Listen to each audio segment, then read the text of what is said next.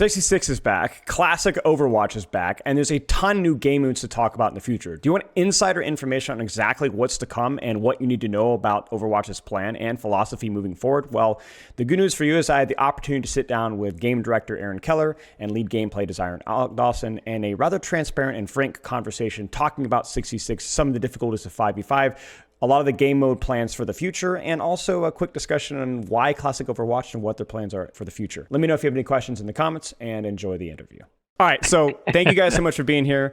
Aaron Keller, game director, Alec Dawson, lead gameplay designer, and we're going to be talking today a lot about Overwatch Classic, 6v6, some upcoming game modes and tests, and maybe some delves into the theory behind those things as well, because if you wanted information on what's happening, we'll touch on that today, but we're going to go, I think, a little bit deeper on that. And I really appreciate you guys doing this, especially on such a last-second notice as well. So talk about Classic first, because it is the most pertinent. It is the one that is so relevant to what's happening quite literally right now.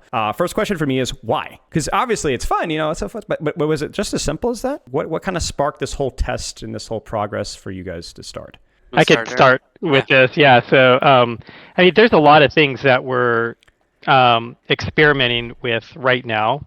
And we've talked about it a little bit in the blog pieces that we've done and in some other interviews. We don't really think of the purpose of Overwatch Classic as a test. And some parts of it will be, and we can get into that a little bit. Sure. But we think of this more as a fun event for our players, and it just so happens, that Overwatch Classic is 6v6, but we're not hoping to get a ton of useful 6v6 like gameplay questions answered from No Limits, right. Overwatch 1.0, yeah, exactly. That's not the sort of thing that we'll be looking at from this test. So we really just want this to be not just like a fun event for players, but like if people really respond to it, we'd love for this to be a recurring thing that we do for the audience and bring it back with different releases that kind of like highlight different metas along Overwatch's history, Sure. So that would be like a ton of fun for us. We will get some stuff out of this. Like we are really looking at performance numbers, We're not going to be looking at queue times with this one in particular because it's going to be open queue and it's no limit, so people probably ought to be able to get into it really quickly. Yep. But we will be looking a lot at that. And then there are some things that just happen in 6v6, like there's more on screen, and so like I think it can get a little crazy, so we'll kind of like see how people feel about some of those things with this, but we're really looking to season 14 with our 6v6 playtest to kind of like have the best reaction. Internally, the way we talk about it is we really talk about this as two different tracks, Sure. So basically go ahead, finish. To go back to your question, and part of it is like it helps serve us like a technical test to some degree, right? Making sure like our future 6v6 tests are in a really good space and everything. What are some of the memory capabilities and things like skins? But the real answer is like our team is just passionate about it. I think this goes back. So our team has this ritual called Harvest Fest. So during Thanksgiving week, we do prototypes and experiments. It's like whatever you want to work on, however you want to improve the game, like go for it, right? There's a lot of crazy stuff that pops up during this. But Josh Snow one year went ahead and made a lot of classic scripts for the heroes and all the hero abilities and was like, hey, we can play this. And I think, when was it? Like earlier this year, one of our other designers, Andre, was really passionate about, I want to bring this back and like make this a mode for all of our players to enjoy. Andre worked on Diablo 2 remastered and everything, Resurrection. So D2R. So he's really well versed in this like archivist style of design, this historian style. So it was one thing that he was able to kind of take the reins of and get a bunch of other people rounded up with it, and get something out that we thought would be really excited for. So that was my next question. It was how it was done. So it was actually a lot of reverse engineering, it sounds like. Well, we have all the old scripts, but there's definitely things that like over time maybe don't work exactly the same way, that the VFX change. So there's a little bit of, you have to go back and look at some of the animations and how to hook them up again. But the logic's all there, right? It's just like, does it all work again? You have to kind of go back and look at it. Right. There's been a lot of code changes in the engine since then too, so it's not like we're not rolling back to like, a build, that we actually shipped with back then. Right. So it's like, and it's better too, to not have all of those bugs in the game. So it's as faithful of a recreation as we can make it. And the Harvest Fest stuff, like it's a pretty fun time on the team. The next one's coming up in just a few weeks, but we've actually gotten a lot of stuff out of that. Like the original like inspiration for Flashpoint, the game mode, was a mode somebody created during Harvest Fest. So it's like a fun thing for the team to do, but we actually like are able to like pull stuff out of it and put it into the game. Yeah, Drunkenstein's Lab was at Harvest Oh, Festival. yeah. Two years ago. Wow. Smaller version. It was 3v3 elimination. 3v3. Cool. Yeah. We called it 3v3 with talents. That was like the Nice. game mode for so long. Yeah. Nice. So just Yeah, kinda we like called let it- the we creative called that- juices flow, basically. Just like let it flow, see what happens. Yeah. I mean, it's one of the reasons why you kind of like get into the industry from a game development perspective is you're a bit of like you kind of have a bit of like a craftsman's attitude. Yeah. And so like some of the things that bring you like the greatest pleasure in life is like creating things, Yeah. and building it, solving problems. It's a ton of fun. I was only able to play one game before the interview, but I literally felt like I stepped into a time machine because not only did it like, the characters, it's the same roster, but everything about it, it was just Overwatch 1. It felt like, oh my gosh, I'm going back, and all the good and the bad, it's just a fun event, but I was like... Who'd you go to? Who was the first hero you went to? Of course, Roadhog. I'm like, I have to ruin everyone's experience in this game, both for my team and the enemy team, and the obvious answer is Roadhog. Yeah. So the good news is I didn't hit too many hooks, so I don't think too many people in the enemy team suffered. But it ended up being like 3 Widows versus 3. It was complete nonsense. Mercy got play of the game with a big res. Yeah, so it was wild. It was wild. And of course it was 2 CP as well, so Temple of Anubis. So it was just like the Overwatch Classic experience. It's like the perfect little microcosm right there. But it was great. It was great. So I know that you guys have talked about... Did it stall out on the first choke and like no one got through? Surprisingly not. I thought for sure that was going to happen. I died because I'm just garbage. But no, my DPS just were taking angles and took sidelines. And I think both times you capped both first and second, I was in the spawn. So I was great game for me. I was really pleased. You guys talked about progression here. I think in the developer blog, you talked a little bit about, I saw goats. I saw Mercy Moth meta. I saw some things that I haven't referenced in a long time. So what is this classic fun mode going to progress like? Part of it is based on reception, but we have an idea of where we want to take this. We think it's something we can repeat in different seasons and look at different metas and things that may be either be very exciting or very terrifying based on who you're asking, right? But I think there's a lot of players that may not have lived through those moments, even if they are like a very, very active Overwatch player. They may not have been playing at certain points in the game's history, and we think those are worth returning to, and I think will be a good experience. But there is sort of like an end state for it too. I think, we're thinking maybe 4 or 5, and we'll see where those land. And we want to get to a point where it's like, here's the overall timeline of the most key moments in Overwatch's history through Overwatch 1. Sure. And I don't know if you're going to be able to answer this question, but is this something that you're going to be maybe looking forward to doing again in the future, bringing it back Classic again? Obviously, like you said, very reception based, but are you guys open to that idea? Oh yeah, definitely. And I think I've seen a little bit of confusion online over the way we've talked about this.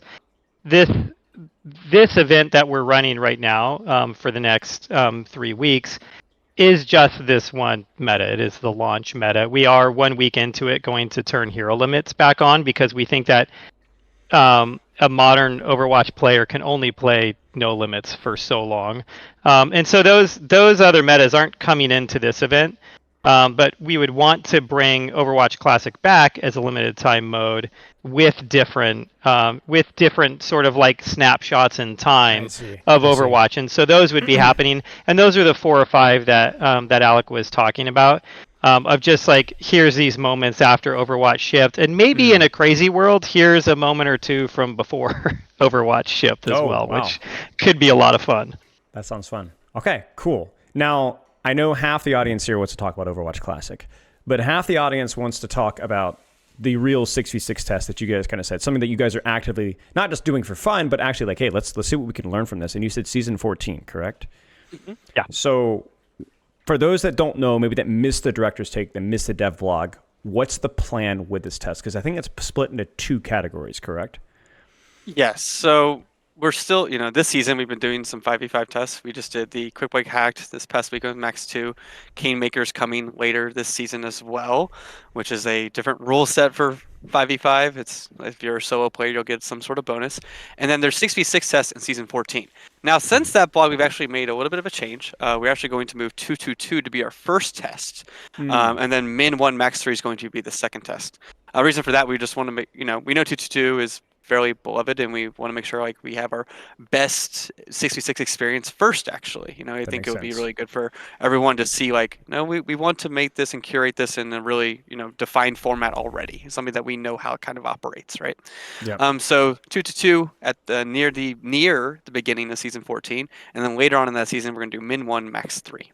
Yeah, I don't have a whole lot else to add to that, but we talk a lot about just like the order of things. We put a lot of time into the release schedule. So we used to have these split, and we've done some testing of the Min 1 Max 3, and feedback on it has been a little mixed from the team. Like you get some really fun games where people are swapping around and it's a lot of fun.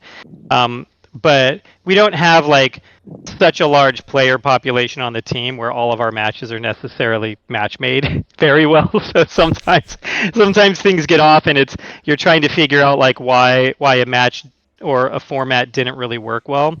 So this is like we are like mitigating a little bit of risk by putting 222 first. We want to make sure that like people see it and have like the right experience, because this is what people have been asking for, is that. And so we don't want to put something out that falls flat and then have people suddenly questioning our motives or anything like that. So we'd like to give people what they're asking for and then do the experiment afterwards. And there's even a possibility that if that one falls really flat, that we pull it and move back to 222.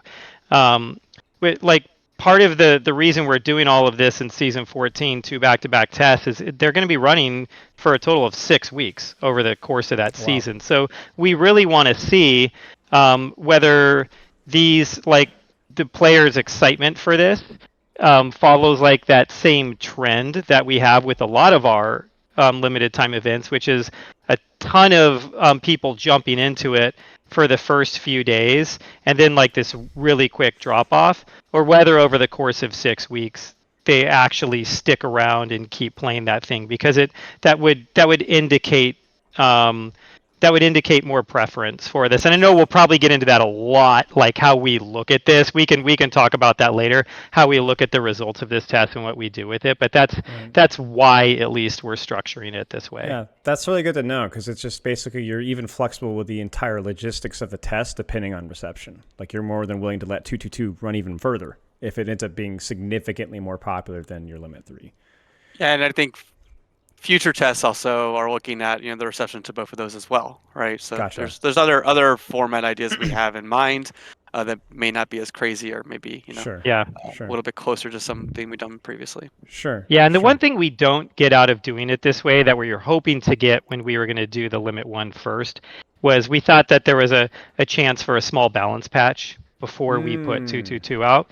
And so this time people are going to be getting 222 with just our best guess at it from internal play tests. So can I interrupt? We'll run with it. There will be a balance patch going into 222. Like you have done some balance work, but so it's not just live heroes. We're gonna skip some it's not questions just here. live. It's not just live heroes. Okay. There's a pretty decent list, especially like in the tank role, right? Can you give a couple of those things? Because I know that was some of the criticisms that I heard from Limit 2 is it just was kind of like live tanks with smaller health pools, but it's going to be different for 222. Yes. Can you share a few things that are going to change? Yeah, there's quite a bit. I don't know where you want to go from here. If you just want to like start digging into it, but yeah, there's quite a bit. We can if we're here. I mean, when I had to give some examples. Yeah. Sure. I mean, overall, the way we look at it, and tanks in particular, right now in 5v5, a lot of their value is in like personal uptime, right? And now you have a second tank in the mix in 222. we actually had to like cut back a lot on that, right? Because now the value of tanks is coordinating your cooldowns and like cycling and things of that nature. So we had to create some windows of opportunity in terms of mitigation and in terms of things of that nature. So if you look at all the individual tanks, like the health pools go down, like the tank passive in terms of the health, in terms of crit reduction, that goes away. They still and the knockback reduction goes away as well. They still maintain their ult charge generation reduction. So I think that's fairly important, just so ults aren't happening too much within the space. But they lose out that all of that other stuff, and then a lot of their cooldowns go up.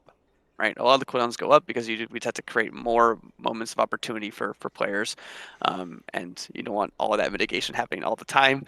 Right. So things like Ramacho's Barrier goes up by a few seconds, right, in terms of when it can respawn again, right? Stuff of that nature. Broadly, that's how we're looking at that for tanks, and then but we aren't getting rid of all of the passives. I think DPS passives still in there. We think that's actually plays out pretty well.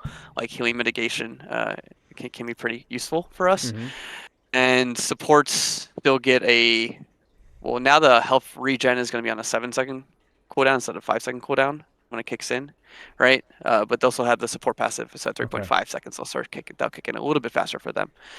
But if you look at it, we don't have to do a bunch of the things that we've done across the history of Overwatch 2 because of tanks, right? I think things like Discord Orb, like it doesn't have a cooldown per target, right? And it actually is a little stronger on targets as well. Ana gets some cooldown reduction because Nade and Sleep aren't as powerful. Sleep doesn't have to be this thing that only has 50% potency against tanks, right? So there's a lot of that sort of stripping back as well. Makes sense. Yeah. So things that were specifically strong that you guys had to kind of balance around tanks, whether it was in the tanks kit or the supports kit or the DPS's kit, you can kind of start to scale those either up, or scale them down depending on the situation. That makes a lot of sense. Yeah, that's good there's to also specific changes to the heroes, and it's probably something we ought to get into at some point when we talk about the future of things, because it's hard to maintain two different versions of one hero in a game and start balancing against both of those. But like, for instance, Winston's alternate fire is no longer there. No, that's stayed. Wait, okay? This is the problem with me talking details. is every few days they change. We had a play test, and next level gaslighting. Aaron wanted it back. Honestly, he wanted it back in. So honestly, Aaron, so based. I actually think that's so real. Great. Thank you so much for doing that. Reinhardt does lose the fire strike. That makes sense. Roadhog goes back. Because part of her. Wait a second. Back to where? All pre-rework? Pre-rework, yeah. Okay, you heard it here, chat. Pre-rework. So right click alternate fires back. No Pigpen, and some of that is like we like a decent amount of gameplay Pigpen brains, but Roadhog doesn't need all that self-sustain. With the resource on Take a Breather. In 6v6. Also, overall, we don't want as much clutter. So just like it adds another thing to the world. If we can get rid of that, we will. I think even you'll see across the cast, anything that has like a long duration that stays in the play space, such as like Tree of Life, right? Cage Fight from Malga. Those all just have time reductions on them too. Their duration is down. Awesome. Right? Awesome. So because we don't want more and more of that. Same with CC. We're not introducing Maze Freeze back in, right? We are going to keep that level of soft CC and not introduce the hard CC that we had previously. Wait a second. So I'm out of date here, so I've got some questions for you too, Alec. I think it might just be that one. I can step out if you guys want to. You guys can interview each other. No. About Zarya's bubbles, is it back to what it was? Back to separate? Yeah. The double fire strike? Just one fire strike. Charge cancel? You can cancel, but the steering's down. Okay. Okay. Yeah. Okay. And the cooldown's up, right? So. Yeah. Okay. I feel up to date now. Thank you. Nice. That's cool though, because you guys were obviously aware of like you said, stuff in the floor. But the thing with Cage and Tree to me is like AoE sustain, AoE damage, AoE everything, clump, right? So it's like you guys seem to be very sensitive to that. So that's good to hear. I want to pivot away here. We're going to go back to the Sure. future here, to the game theory, right? So before we start talking about the testing logistics, this is the saucy one. This is the one that's tough, because one of the big criticisms of the 5v5 format is that it does feel like, you said, uptime for tank, a lot of mitigation, a lot of power shifted to the tank, a lot of responsibility shifted to the tank. It disenfranchises enabler tanks like Zarya Diva to an extent, creates maybe a raid boss tank problem. Feels like relevance of counter swapping the tank in different situations. Do you believe, or do you know from any of your testing, that 66 deals with some of those issues from what you guys have seen? Definitely some of those issues. I think look, there are other issues that pop up, right? Yeah. And let's make that clear. But some of the issues that we're talking about right now do get helped in some way. I think off tanks have a more clear role. They are able to peel more. They are also able to kind of venture on their own a little bit more too, because they don't have that responsibility of always protecting the team, or at least feeling like they have to, or their team or their own team asking for them to do that the whole time, right? and not trying to take care of themselves. And there's another element of pressure that is definitely the Yep. valve is released a little bit, right? When you look at the scoreboard, there isn't a clear person on your team as many times that is maybe the reason you're losing, or what you think is the reason you're losing. So especially in the tank role, you're not going to feel that, because that's where people go to. Let's be honest. Like Yeah. right now, all the time they point to their tank if they're winning or losing, whether it be someone else's fault, right? Unless that's very clear. Even if it's kind of like middling, that's probably who they point to. So that gets spread out, and I think that actually for some folks makes the game much more enjoyable, because they don't feel that constant like intensity that maybe 5v5 does have a little bit of, right? It So- actually spikes fairly well in 6v6. So the teams don't really fold the same way in 6v6, or a team fight doesn't necessarily play out the same way, where if a tank goes down, it's typically over. The moment the tank goes down on your team, the remaining tank has that pressure on them. But it almost feels good, where it's like, here's the moment I can stand up and try to hold, and like you do have the ability to hold sometimes, or at least more than you would in the 5v5 world. So sometimes it's nice to be able to have that moment where you are able to kind of like pull everything together without having to have it for the entire match. That makes yeah, sense. and also dueling tanks. Tanks are still very strong. Yeah, they still have definitely quite good dueling capability. But if you get 1v1 on one and you feel like you outplay them, you actually might come out of that fight, Right. winning it. Whereas right now, I think there's many times where you can feel like that can be very, very difficult, right? So those are some things that definitely, I think, help the 6v6 experience. But there's other issues that pop up too. Sure. Yeah. Sure. Now, last question here, and I think you already touched on this a little bit from the game theory perspective. You guys are open to doing a live patch midway through this test. I think you guys might have mentioned that before, maybe in regards to the Limit 3, but is that something that's even on the cards potentially? So there's no plan to do a patch during it, but if we see something is out of whack or it's not going as intended, we can step in, right? Okay. But there's not necessarily like a week and a half in we're planning for this next patch to go, and we really want to evaluate what this is going to be like. It's going to take players time, and players haven't played like this in years, right? So it's definitely going to take people time to adjust to what that play style means. And I Right. think for every role it is different. Yeah. Supports are going to be in different places. There's off tanks that are going to be chasing backlines a bit more and peeling. DPS are going to have to figure out how to take the space, because there is going to be more congested. Things of that nature. It's going to take people some time. Okay. Yeah, and even just figuring out the new tank duos that you want to play, it's going to take time. It's fun though, like, hey, what's it like with Malga and Ryan, on the same team? It's Do like, you it's think not they're really the good? sort of thing. What? Do you think some of these Overwatch 2 characters fit well? Like how are they? I think how are they some of the performing? duos are a lot of fun, but there's we built tanks a very specific way. Right. When we started with Overwatch 2, they are I think their kits are probably more well-rounded, you could say, with the amount of things that they can do. And so you start putting a lot of those tanks into one match, and it's hard to find some of the weaknesses there, at least compared to the way that we had built tanks previously. Once Ryan's shield goes down, there's moments there that you can as Alec was saying, have that like moment of opportunity. And sometimes it can be harder with some of the newer tanks without us like really dialing down some of their cooldowns. Do you find some of the other DPS and supports from Overwatch 2 function well? Like we got Juno, we have Ensure, Lifeweaver.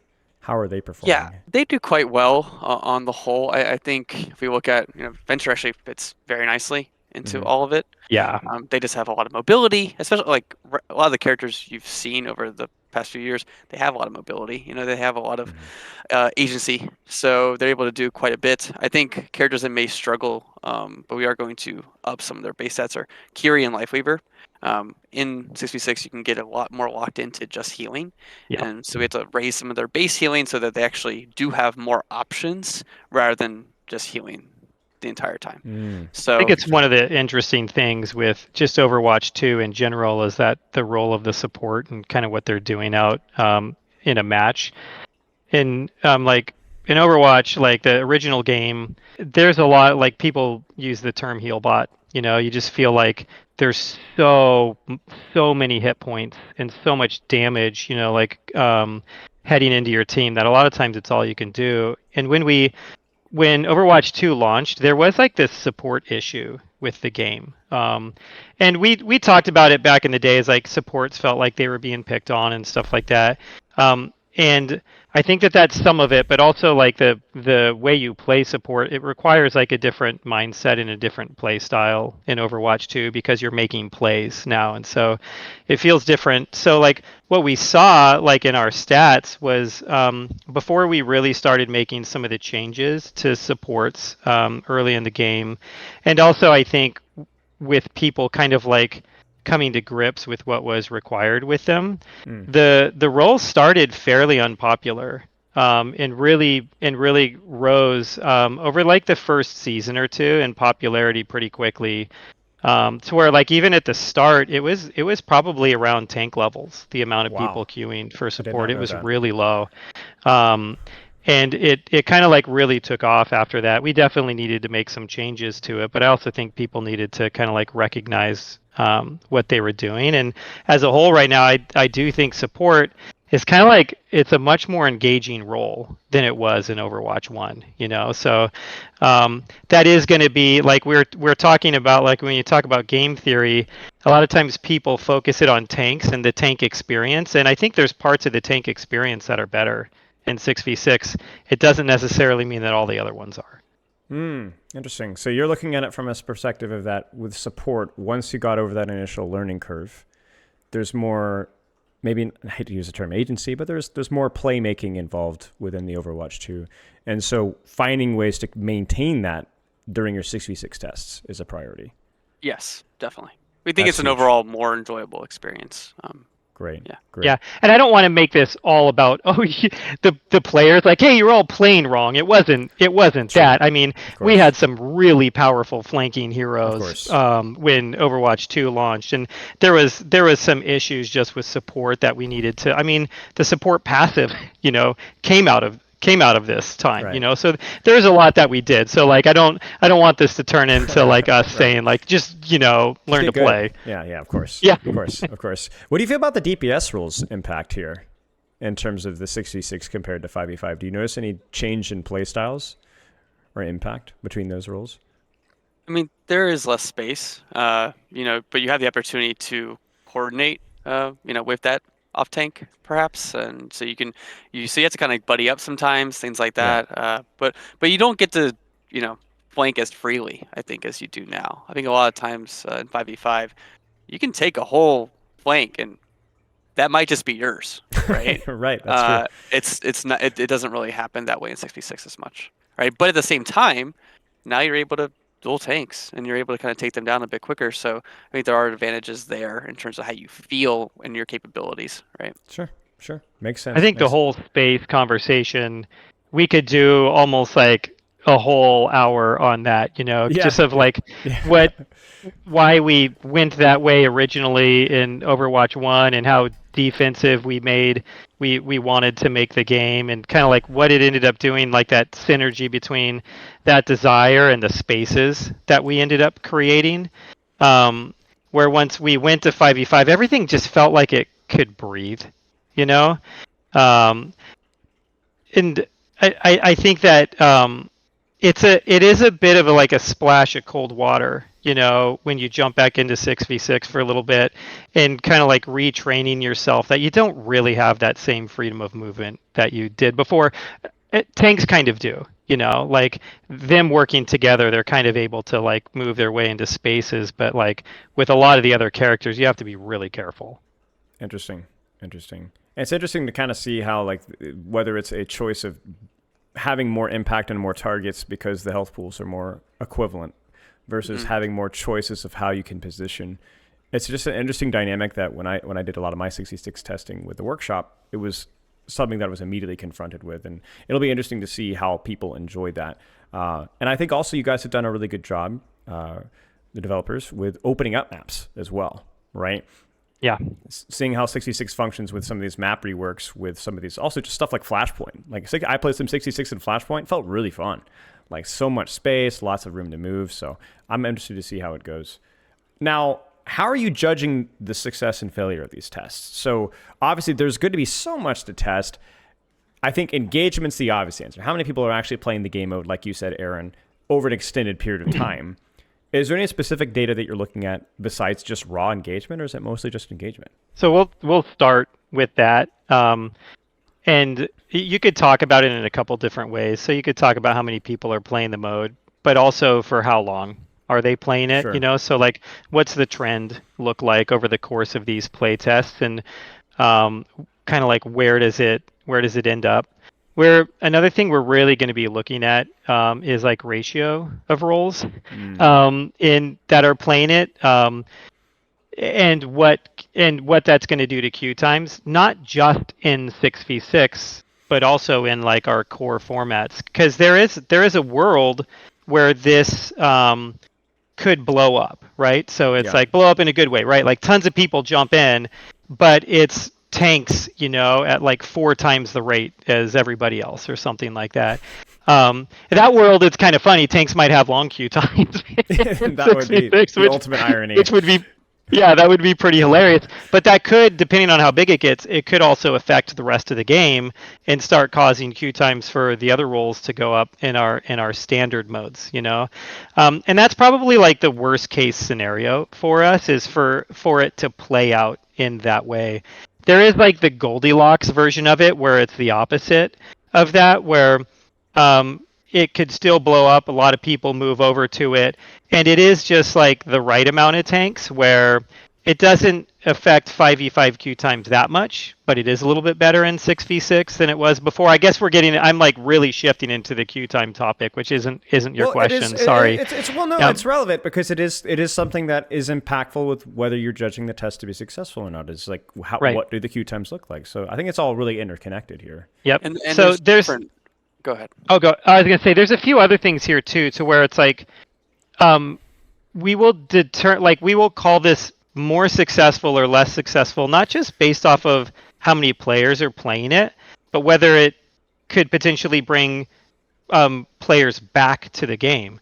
So in the world where it's like, hey, people are playing it, but it's the same population that we were before, and you've got 4 or 5% of the population in 6v6 at the end of this thing, it's not really, or 10% of the population, let's say, it's not really as big of a win for us.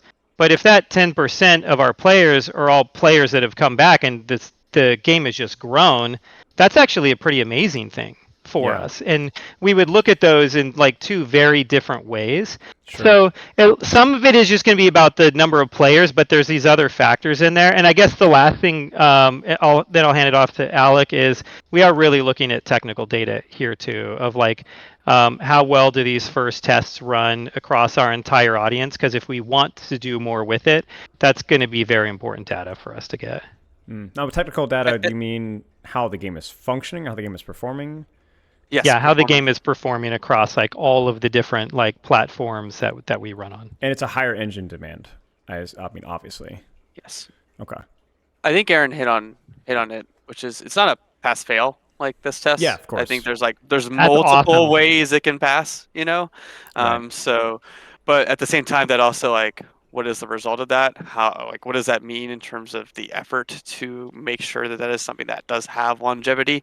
I if we saw that 222 was the best version of this thing, we'd have to have a great plan for a lot of other things, especially when it comes to balance. And it's like we don't want like super divergent balance paths. We have to be pretty smart about that, right? So, but we'll see. We'll see how it does, and then sort of formulate our plans from there. Yeah, yeah. I didn't even think about that. And Aaron, you had brought that up earlier, but having small tweaks for 66 versus 5v5, and now you have slightly different hero interpretations.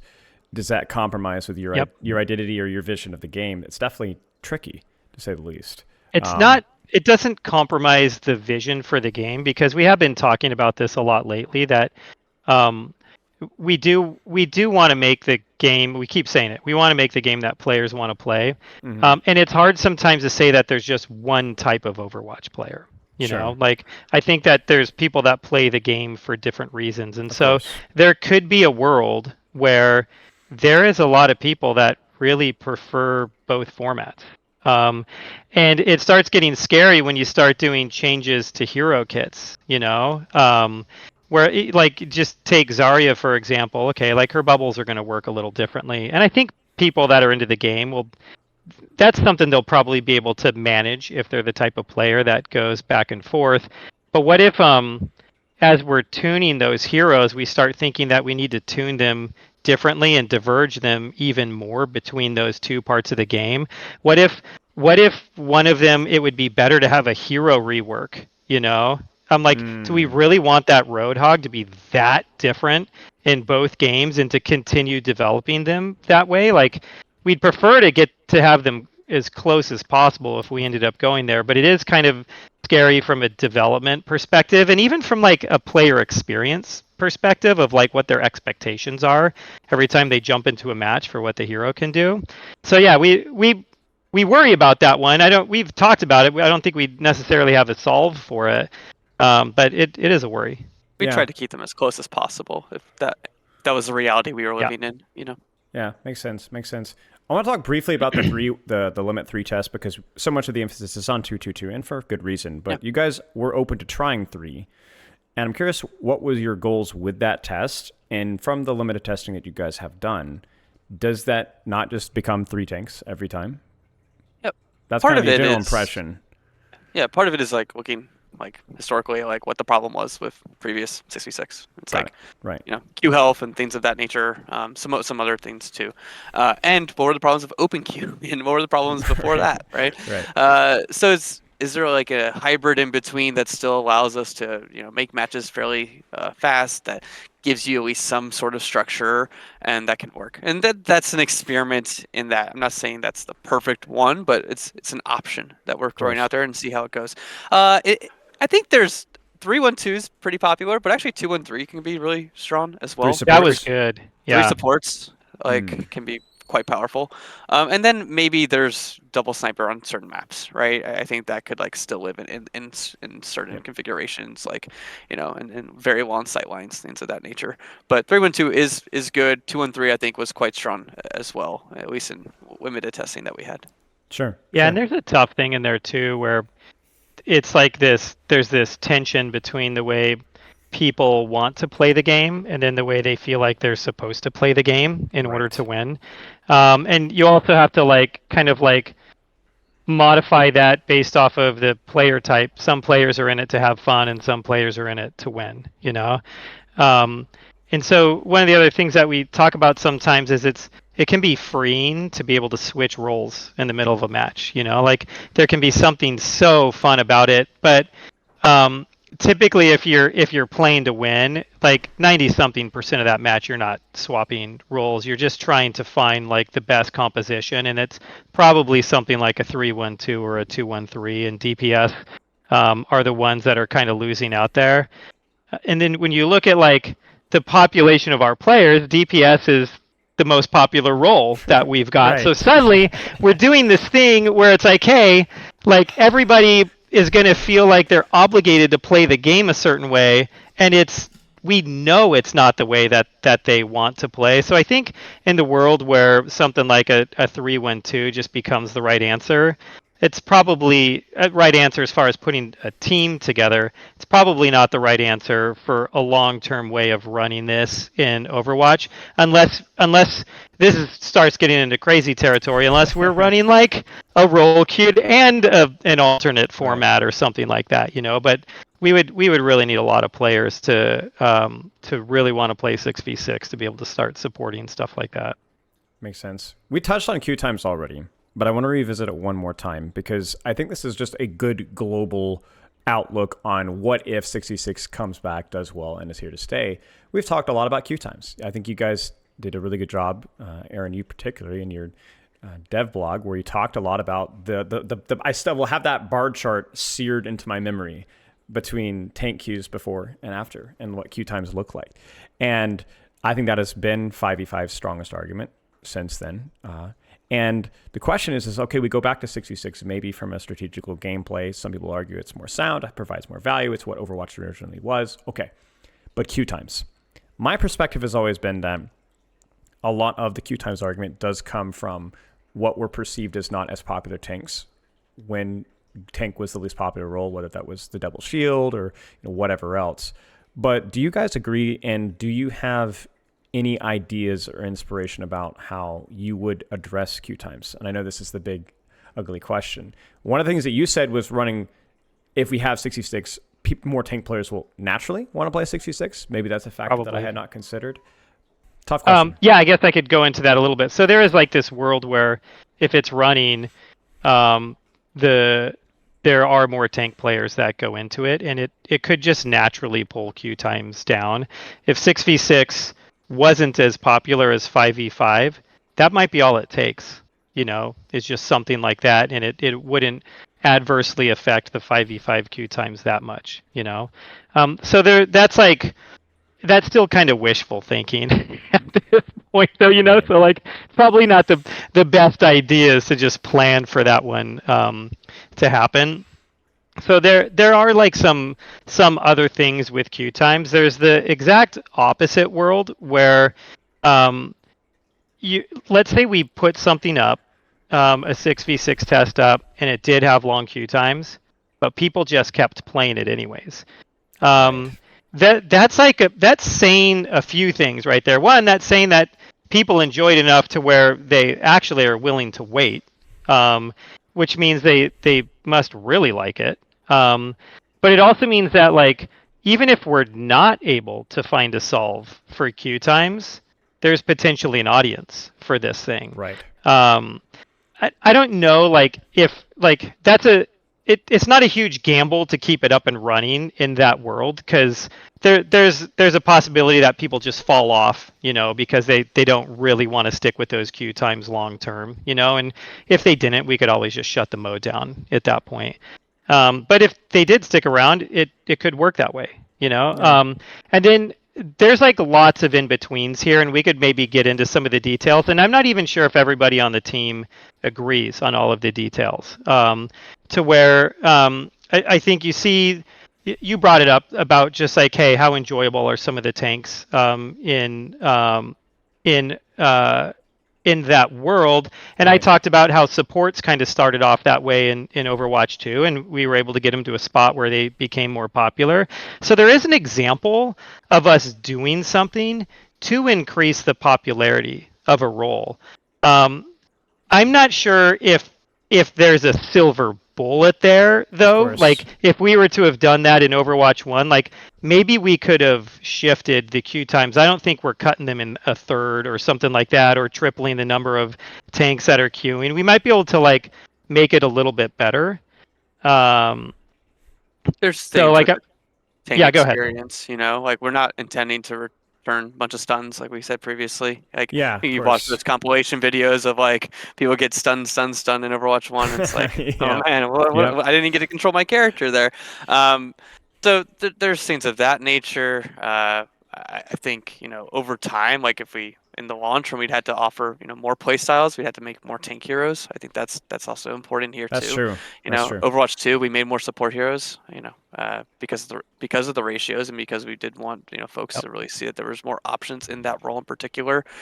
So and then being willing to make faster changes to things, like if we do get into like a double shield meta or something along those lines, I think we'd be much more willing to clamp down that pretty quickly. So. And that really leads into my question here is like, you've already answered it, but the idea is that like, what have you learned since Overwatch 1? Because I've always been very vocal about a lot of my criticisms, but also a lot of my support about some of how fast, how responsive that you guys are. And even little things like map reworks and reworks of this and changes to that. Like, I think people are going to see this when they go back to Overwatch Classic. It is a lot of fun, but it can be a bit of a mess, right? And I think how polished some of the game design and map design that you guys have learned since then. So I guess my question is, what about the environment within your development team, whether it's the experience or the trial and error that you guys have learned in the last 2 years that makes you feel more prepared to handle 6v6? There's a few things, like I can maybe talk about some of the philosophical changes a little bit as far as development goes, and maybe level design, and Alec can jump into some of the hero stuff. But like, we do think that that just having a consistent, quicker cadence of updates to the game, especially when you talk about balance updates, is just healthy for the community. And we are always trying to make them good. So this isn't just variety for variety's sake, although it does provide variety to the game. And I think that is something that a certain amount of our players appreciate. But to be able to do this, I think it helps us build trust with the community that like, hey, this is just the way we want to run things from now on. Where like typically most seasons have 3 to 4 balance patches in them. The biggest one at the beginning, a decent sized one in the middle, and then a lot of times there's just going to be something that's happening in between there. So I think that stuff helps. And then we do just have like it's taken us a little while to let go of some of our old habits. I earlier just like made a comment about how when we first started development on Overwatch, we thought of it as like a really defensive oriented game. And we were looking at other games as inspiration. So something like Team Fortress 2 was something that we had played a lot and talked about a lot in early development. And we would use a couple of analogies. One was like, we always wanted it to feel like there was like a battle line in the middle of a map, and like each team could understand which side of it they were on. Or we wanted it to feel like you kind of had to like crack that nut of the defense and like try to be able to like get through. And a lot of our early map designs, like Temple of Anubis was first, where we put that stage up on top of that choke. And man, we really made you earn getting through that. And we reworked the map since that original one, because even that was too much. But we repeated a lot of those designs, like that happened in Eichenwald. Like, hey, can you get through? Can you get under that bridge? Or Paris, like trying to get through the start of Paris is like, it could just be brutal sometimes, but it was all intentional. And there was a certain amount of it where we just wanted your team, we wanted to force your team to work together to do that. Sorry, this is going pretty long. I'll hand it to you in a second, Alec. This is why I want you here. This is literally perfect. I've got people in my chat. Oh, okay. Then I'll just keep going. They're loving it. Keep going, please. Okay. And so, like, you see that, and there's always been complaints about how choke heavy our maps could get, and how defensive the game could feel. And sometimes that was about double barriers. Sometimes it was about chokes or just the amount of hit points on one side. But now that we've gone to 5v5 and we've really started looking at the game, like our philosophy on that's changed. We like people being able to move around more. Like, we don't really want teams to just stall out in areas, and we've actually started making a lot more symmetrical game modes, and they have less of that stalling out. I do think maybe we've made too many symmetrical game modes at this point instead of like a more attack defense oriented sort of thing, because that was part of the original like DNA of Overwatch, was that style of game mode. But our maps now, they've opened up, they've gotten bigger, there's a lot more flanking routes in them, to where I think it feels a little bit better in a space like that to give players more agency, basically that individual agency, whether it's to just be able to move, to be able to escape, or to make a play. Like, it's something that I think for most of the shooter space, playmaking and carry potential is a huge deal for a lot of players.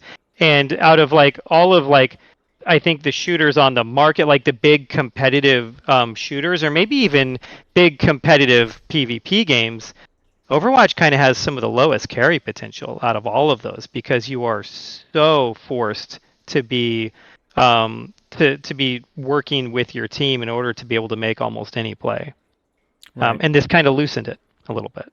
Right. So you, in general, specifically with map design and also hero design as well, just kind of more options, you've specifically talked about it from a defensive perspective, which is really insightful, to where like Well, I think the offense needs more options. We Right. set the game up for a defensive perspective of like trying to force the offense through. Yes. It is funny, like every time, like most of the level designers still do this. When you think about a map, you always think about it from the attacker's point of view and how they're attacking everything, because the defense kind of lines up. But yeah, I don't know if you wanted to add to that, Alex. Sorry. I went long. That was great. Oh, it was great, Aaron. From the heroes standpoint, I think there's a few things. Where tanks need to be positioned balance-wise, so that folks feel enticed to play them, but also have a good experience in game and they don't feel too overwhelming. I think at times we undershot. I think at times we overshot that. I think right now we're probably closer to the middle. Some people may say they're a little still strong in that sense of how resilient they can be. But over the course of the Overwatch 2, you've seen that be in different places, right?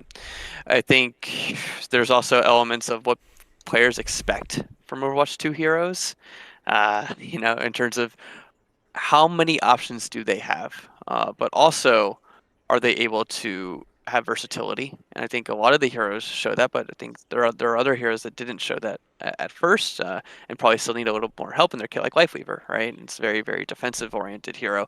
A lot of players want to be able to make plays, want to be able to turn the tide, want to feel like their play can at least have more influence over the game, right? And especially in a 5v5 format.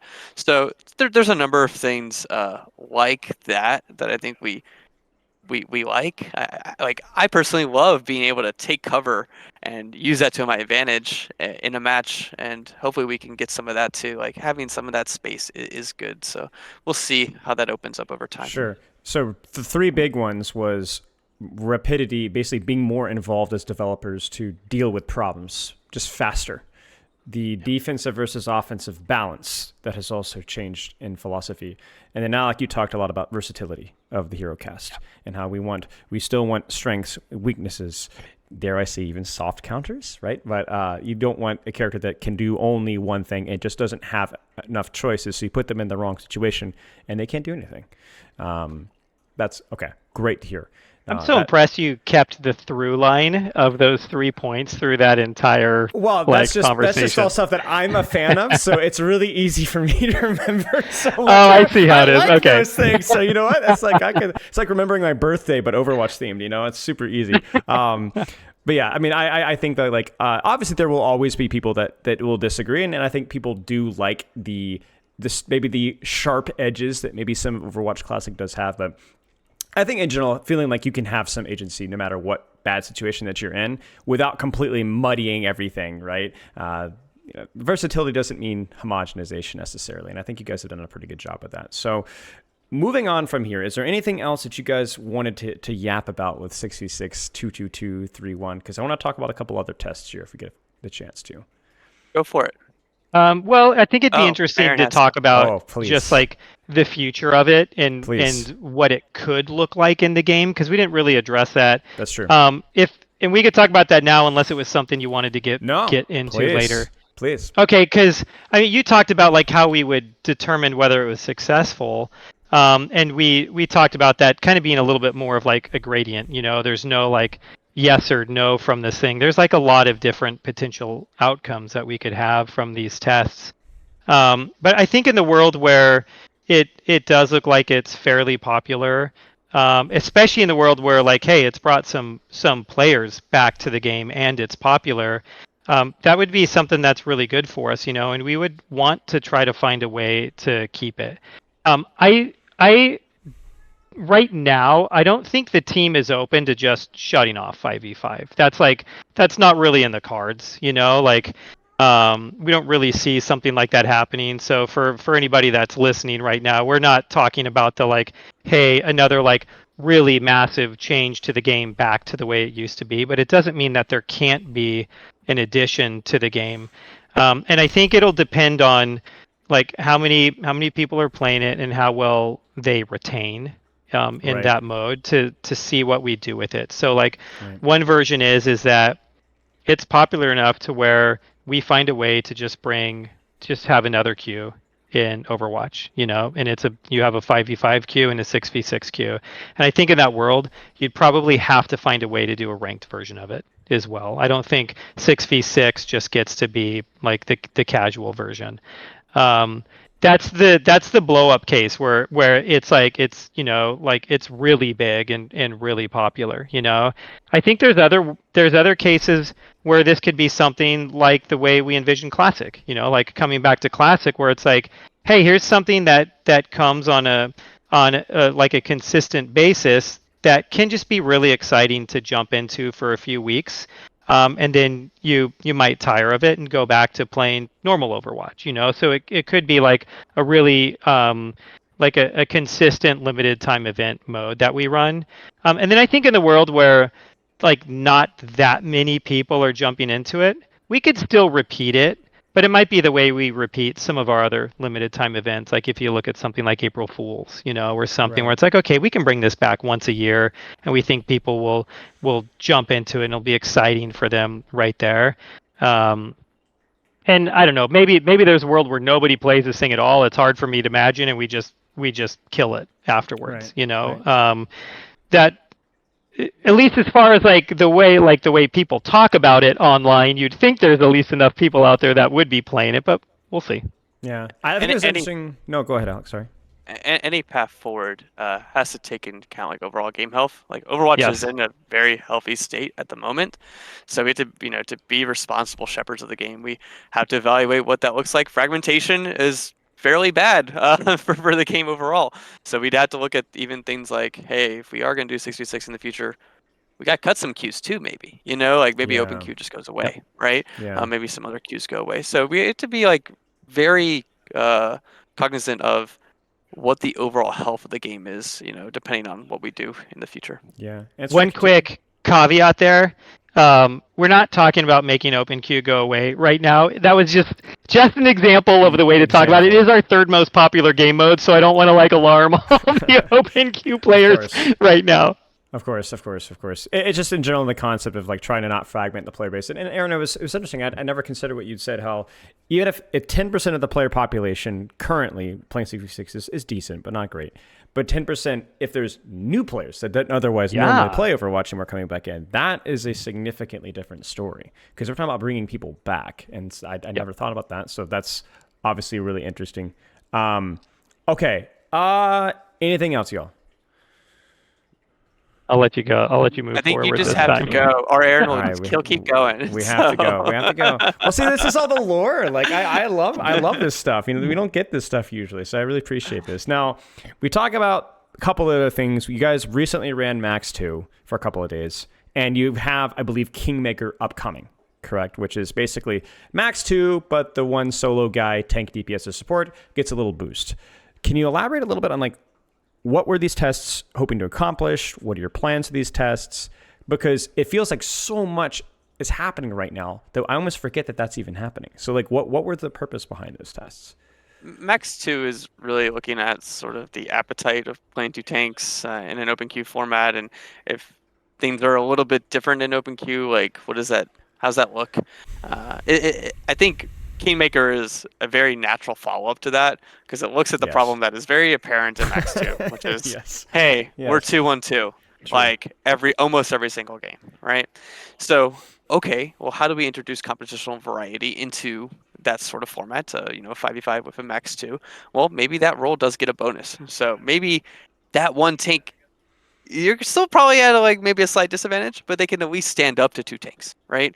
Yeah. Or that one deep, So and if that you can do 2-2-1 because that one support may have more healing, they may actually be able to perform their role if they are solo, and that's mainly on tank and support in terms of like their function. But DPS is still gonna get a bonus as well. So there's going to be this role bonus where you come in if you are the solo of your role, you're going to just be able to perform that better. Tanks are going to get, actually more CC reduction, and they'll actually get a little speed, so they're going to be better than they are on live. I mean, DPS gets some cooldown reduction, a little bit of health increase in both DPS and support as well. And then supports, they do actually get to heal more and get their cooldowns. So you kind of feel like you're almost a little bit of like the all-star on the team, a little bit of the carry in some sense. That maybe that's a lot of pressure on tanks currently in 5v5, but what does that look like when it is DPS or support? Does it change based on the composition? So it should be an interesting experiment. I think if we ever actually did something like Kingmaker, we'd probably do more individualized bonuses rather than these role bonuses. But this is a way to kind of get out there and see how players deal with that. Right. And we would probably need a little bit more time of like figuring out the way the format works. It can be a little clunky trying to swap heroes in that mode because we have some specialized rules around it. We don't necessarily want you to like swap off of a role and onto another role in the middle of combat, and suddenly people on your team are like seeing their power levels rise and fall without them like Yeah, really true. doing anything about it.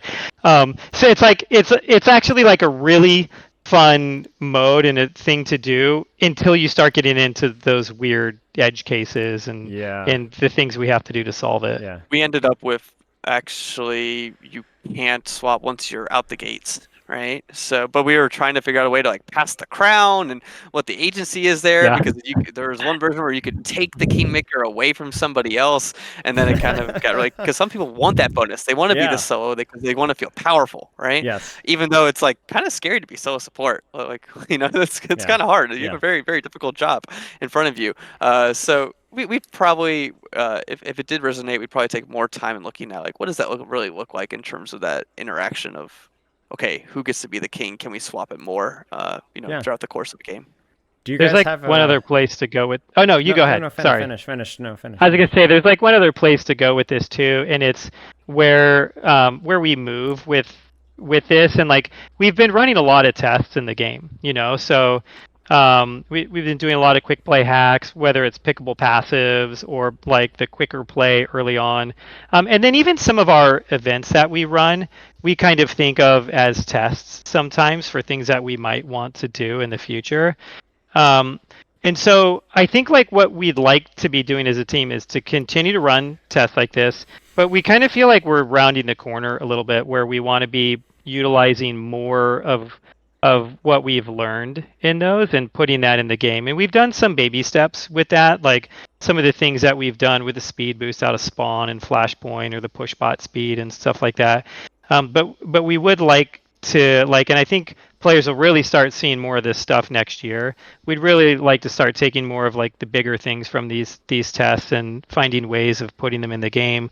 Right. So with something like the quick play hacks that we're running in season 13, they might not be right to put in for like our standard 5v5 format, but we do talk about open queue a lot on the team, and one of the reasons why is because it is our third most popular game mode. Sorry, open queue quick play, not ranked. And it'll kind of like fluctuate like anywhere between like 7 to 10% of player hours on any given day, depending on what else is in the game and and what's happening.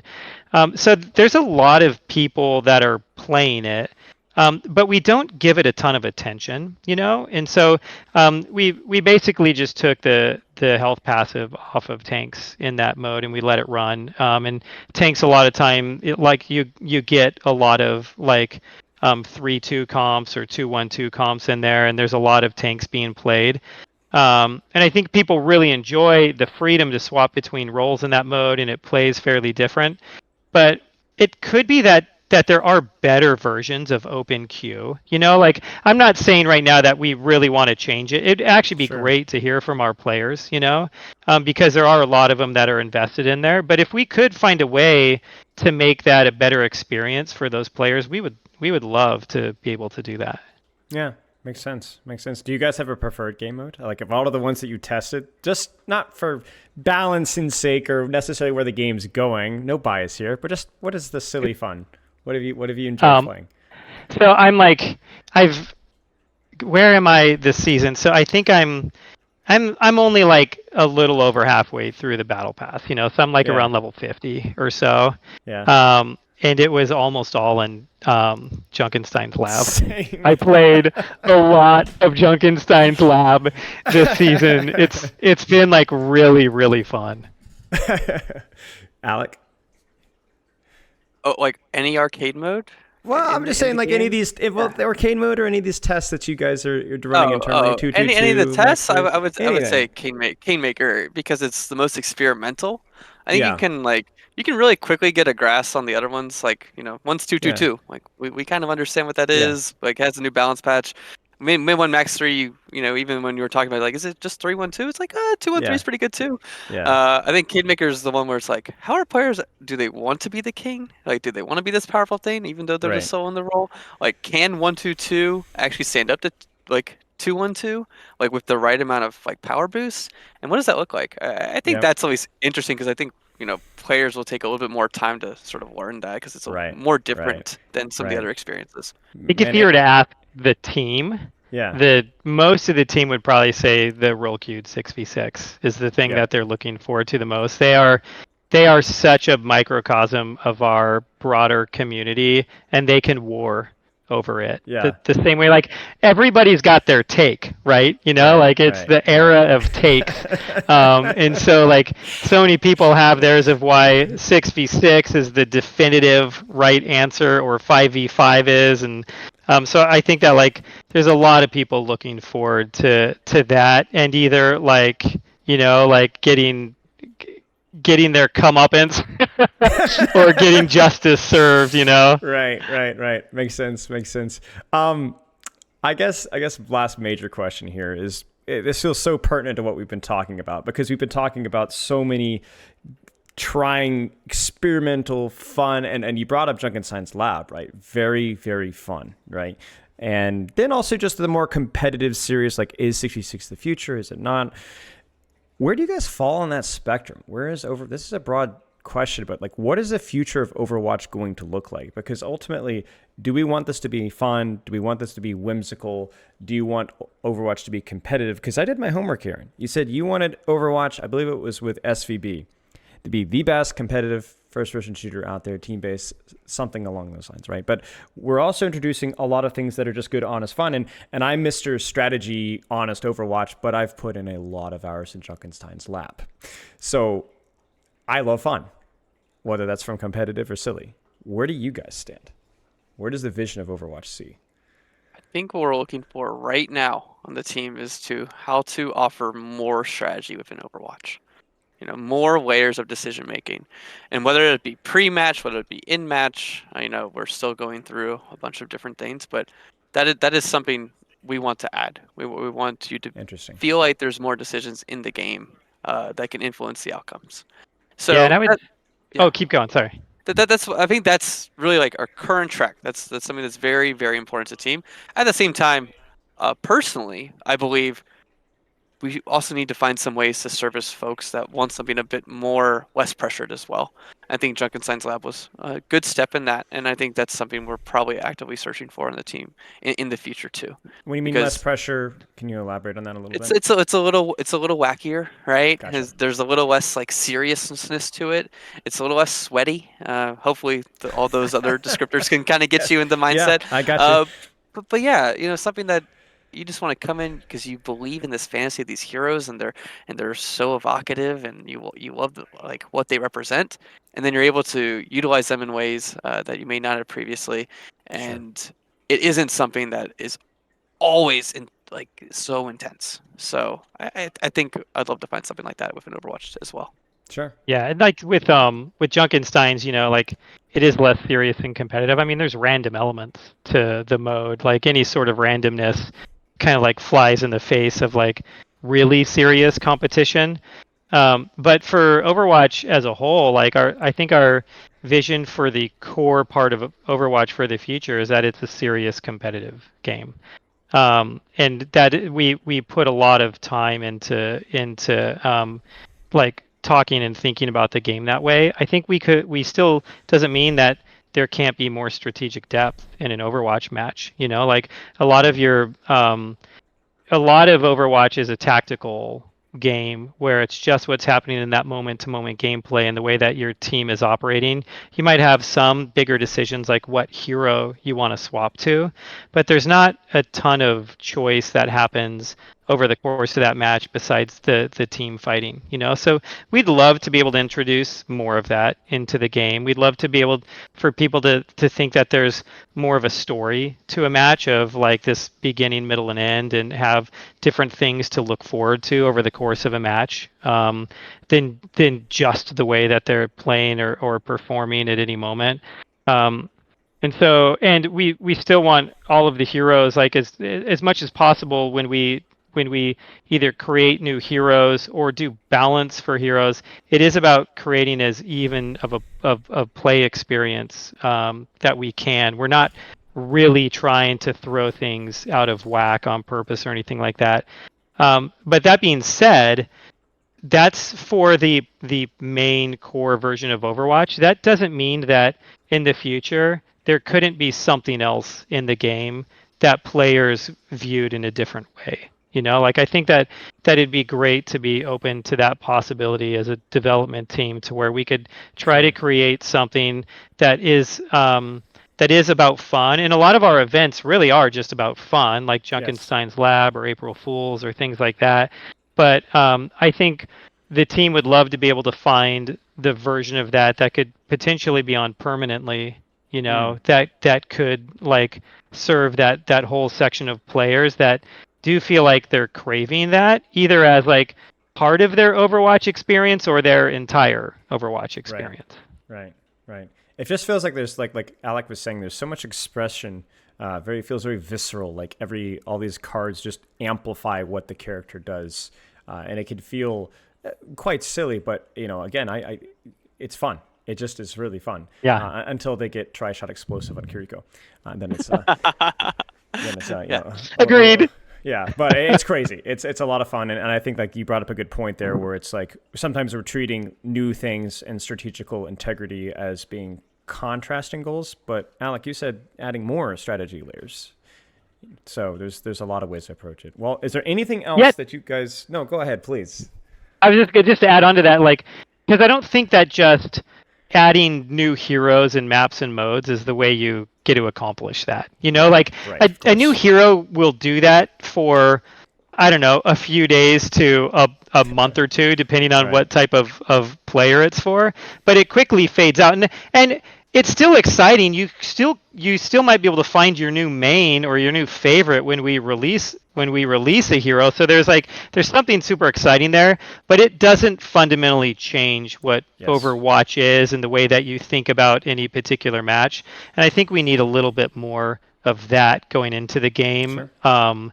And when I look back at like the history of Overwatch, I think we've played it just a little bit on the safe side with systems and changes like that. Right.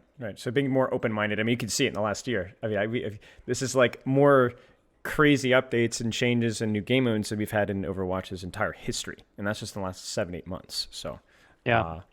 Any last things that you guys want to touch on? Any things that you're just dying to get off your chest, or maybe questions that I accidentally skipped?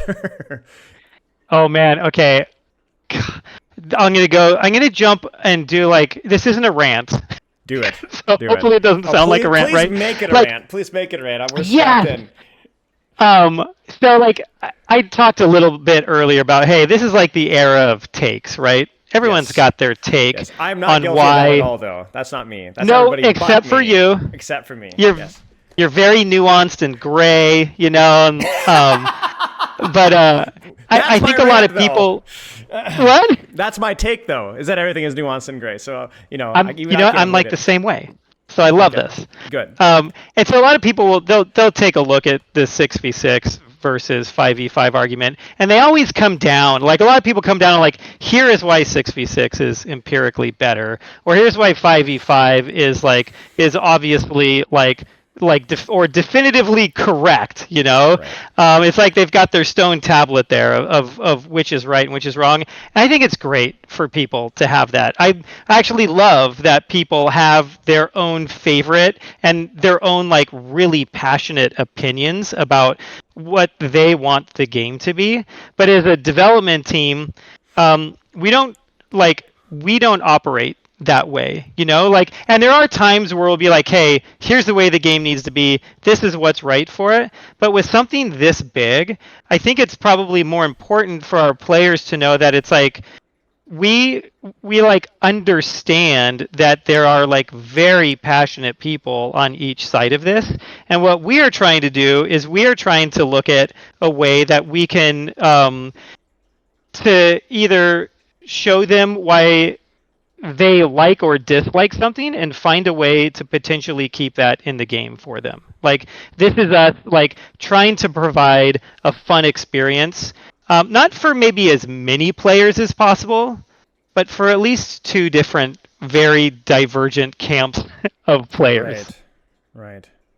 It gets to be so intense, right? It must be so difficult, to have to feel like you've solved a problem, you put out one fire and you started another, and you've got people that are shouting you down, and so having to separate the good and constructive criticism from some of the personal stuff is it's a challenge. The thing that I try to get back to, and I think the team tries to get back to the most, is the reason why people are giving us that feedback or arguing with each other is because they're passionate. And so they're passionate about the game, and whether it's about a game that they're playing or even not playing anymore, it's still showing us that it's something that they care about deeply. It doesn't mean that there's times where I have to take a break from social media, because sometimes it can be tough to listen to. But at its heart, it's a bunch of people that really care about Overwatch. Yeah. Alec, anything to add to that coup de grace? Or? No rants. Excited to see everyone's Overwatch Classic compilations and getting hooked. Yeah. Around corners. So I'm really excited to see that and the reactions. And next week's are gonna be fun. They're gonna be a little freaky. So yeah, I'm excited to see how it all goes. Sounds good. Well, I appreciate both of y'all's time. Obviously, I think we've entered a new era, if not already, of Overwatch 2 communication. Feels like devs are you guys are telling us everything. We're getting all sorts of insight. There's all sorts of transparency, and honestly, just hearing your personal side of things as well is great, right? The professional side, we get that always, but just hearing your opinions and your perspectives of the game is very insightful. And so big shout out to everybody else to chat. Be thankful, be grateful for the fact that you guys are taking the time to be this transparent with us. This is not standard for game developers. This is unique. And so thank you guys for doing this so much. Of course. Yeah. Thanks for having us. And thank you so much. Of course. All right, y'all have a good rest of your afternoon. Yeah. Cheers. You too.